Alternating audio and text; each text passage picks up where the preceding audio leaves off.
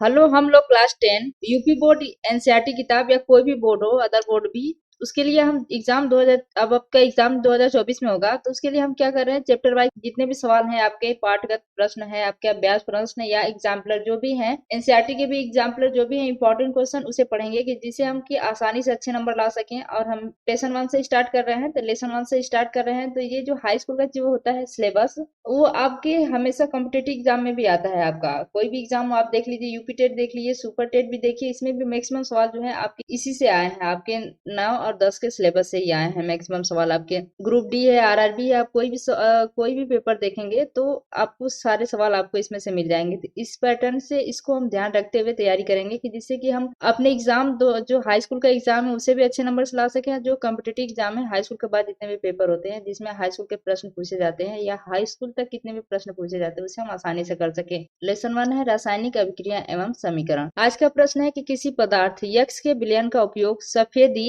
करने के लिए होता है। इसमें पहला पूछा है कि पदार्थ एक्स का नाम तथा इसका सूत्र लिखिए। दूसरा प्रश्न है इसमें कि पदार्थ एक्स की जल के साथ अभिक्रिया लिखिए। हम हमें आम भाषा में, हम गांव में हमने सुना होगा कि सफेदी करने का मतलब क्या करते हैं कि चूना करना है। कहा जाता है ना कि सफेदी करने के लिए उपयोग किसका किया जाता है, चूना का उपयोग किया जाता है। तो हम जानते ही हैं कि क्या सफेदी करना या चूना करना, हमने सुना होगा आम भाषा में। तो वही है इसमें दिया है। तो उत्तर हम क्या लिखते हैं इसका कि पदार्थ एक्स जो है ये क्या है, चूना है। तो चूना, इसका नाम क्या है चूना का नाम होता है कैल्शियम ऑक्साइड। कैल्शियम ऑक्साइड को चूना बोलते हैं या कहते हैं अनबुझा चूना। कैल्शियम ऑक्साइड का जो सूत्र होता है, फार्मूला क्या होता है, CaO। क्या होता है, CaO। दूसरा सवाल क्या पूछ रहा है कि पदार्थ एक्स की जल के साथ अभिक्रिया लिखिए। तो दूसरा सवाल है कि जो पदार्थ एक्स है, पदार्थ एक्स का मतलब हमें पता चल गया क्या है, चूना है। चूना का मतलब क्या है, CaO, कैल्शियम ऑक्साइड है। तो जब हम कैल्शियम ऑक्साइड को जल के साथ अभिक्रिया करवाएंगे तो क्या प्राप्त होगा, तो हम लिखते हैं यहाँ पे CaO calcium oxide plus H2O जल के साथ अभिक्रिया करवाएं तो क्या प्राप्त होता है, कैल्शियम हाइड्रोक्साइड प्राप्त होता है, CaOH का होल ट्वाइस। ये जो लिखा है ये क्या है, ठोस हो गया सॉलिड, और रियल क्या है, लिक्विड। लिक्विड मतलब द्रव। तो ठोस द्रव मिलकर क्या बिल्डअप बनाया, एक विलेन बोले तो इक्वेशन बनाते हैं। सवाल नंबर 2 है कि जब लोहे की किल को कॉपर सल्फेट के विलयन में डुबाया जाता है तो विलयन का रंग क्यों बदल जाता है। उत्तर हम लिखते हैं, लोहे की किल मतलब क्या है, लोहा क्या होता है, आयरन को ही लोहा बोलते हैं। तो लोहा का मतलब क्या हो गया, आयरन हो गया। कहते हैं कि जब लोहे की किल को कॉपर सल्फेट के विलयन में डुबाया जाता है तो कॉपर सल्फेट विलयन का नीला रंग बदल जाता है, क्योंकि आयरन जो होता है, आयरन बोले तो लोहे की किल को ही क्या बोलते हैं, हम आयरन बोलते हैं। तो लोहे की किल या आयरन कॉपर सल्फेट विलयन से कॉपर को विस्थापित करके आयरन सल्फेट का हल्का विलयन बनाता है। क्या कर देता है, ये विस्थापित कर देता है किसको, कॉपर को। आयरन कॉपर को विस्थापित कर देता है, मतलब वहां से हटा देता है, उसकी जगह पे खुद चला जाता है, विस्थापित करके आयरन सल्फेट का हल्का विलयन बना लेता है। यही फार्मूला देखिए, सूत्र लिखा है CuSO4, मतलब ये कॉपर सल्फेट का फार्मूला है, प्लस आयरन के साथ अब क्रिया करवाया जा रहा है इसका। तो क्या बन रहा है, ये आयरन सल्फेट बना ले रहा है, मतलब आयरन क्या कर रहा है, ये कॉपर को हटा दे रहा है। तो आयरन सल्फेट बना दिया, आयरन सल्फेट और प्लस कॉपर को क्या कर दिया, निकाल दिया, बाहर कर दिया, ये कॉपर को विस्थापित कर दिया। पहले विलयन का रंग क्या था, नीला था, फिर उसके बाद जो आयरन से क्रिया करवा दिया गया तो क्या हो गया, हल्का हरा रंग का हो गया, मतलब कि हल्का कलर बन गया इसका, विलयन का हल्का कलर हो गया, और कॉपर क्या हो गया, विस्थापित हो गया। तो हम कह सकते हैं कि लोहे की किल पर कॉपर धातु की लाल भूरी परत बन जाती है। देखिए, इसको हम समझने के लिए लिखते हैं कि आयरन ने कॉपर को कैसे विस्थापित किया। इसके लिए हमें जानना पड़ेगा क्या, सक्रियता श्रेणी आप पढ़ेंगे सक्रियता श्रेणी के बारे में। तो सक्रियता श्रेणी में क्या आता है, सक्रियता श्रेणी में हम जानते हैं ये आता है आपका पोटेशियम, फिर उसके बाद आता है सोडियम।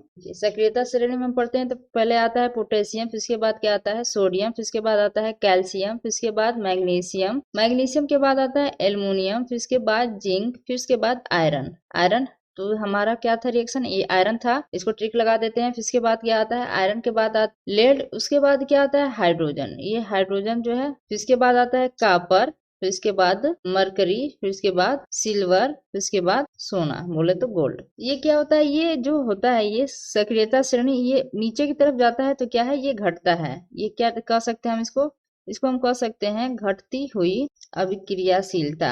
ये क्या होगी, घटती हुई अभिक्रियाशीलता, मतलब ये नीचे जा रही है, जितने सारे ये जो जो तत्व है ये नीचे की तरफ जो जा रहे हैं तो इनकी अभिक्रियाशीलता जो है ये क्या है, घट रही है। इसका मतलब हम कह सकते हैं कि क्या है, पोटेशियम की सबसे ज्यादा है अभिक्रिया करने की शक्ति, और ये जो गोल्ड है बोले तो सोना की क्या है, सबसे कम। तो हम कह सकते हैं ये क्या है, सबसे अधिक क्रियाशील और ये क्या है, सबसे कम।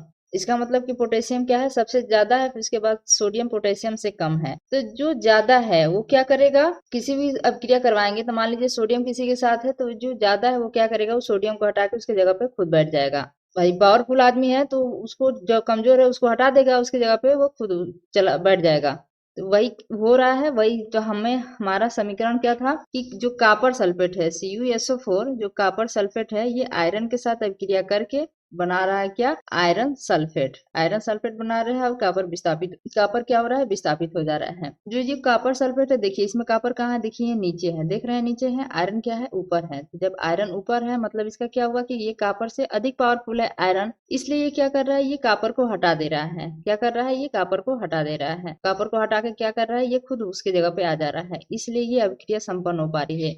अगर ये होता कि ये आयरन सल्फेट है, इसमें से अगर इसको हम कॉपर से अभिक्रिया करवाएंगे तो कॉपर से अभिक्रिया नहीं हो पाएगा, क्योंकि ये इसके जगह पर नहीं बैठ पाएगा। देखिए अगर हम कह सकते हैं, ये हम मान लीजिए कि ये आयरन से अभिक्रिया करवाते हैं किसकी, ये मान लीजिए जिंक से, ये आयरन हो गया, ये जिंक हो गया, जिंक ऊपर है, अब हम इसकी जिंक सल्फेट जो है, ये जिंक सल्फेट के साथ हम क्रिया करवाते हैं किसकी, आयरन की। तो क्या करेगा, ये आयरन जिंक को नहीं हटा पाएगा, नहीं हटा पाएगा, इसका मतलब क्या है, ये अब आप सोच रहे हैं कि ये क्या हो, देखिए ये FeSO4 प्लस Zn इसके हिसाब से होना चाहिए, आयरन बैठ जाना चाहिए, लेकिन क्या होगा, ये नहीं हो पाएगा अभिक्रिया, ये अभिक्रिया संपन्न नहीं होगी। ये क्यों नहीं होगी, क्योंकि ये जो जिंक है ये आयरन से ज्यादा पावरफुल है, तो ये हटा नहीं पाएगा। इसका मतलब क्या है, ये अभिक्रिया गलत है, ये नहीं हो पाएगा।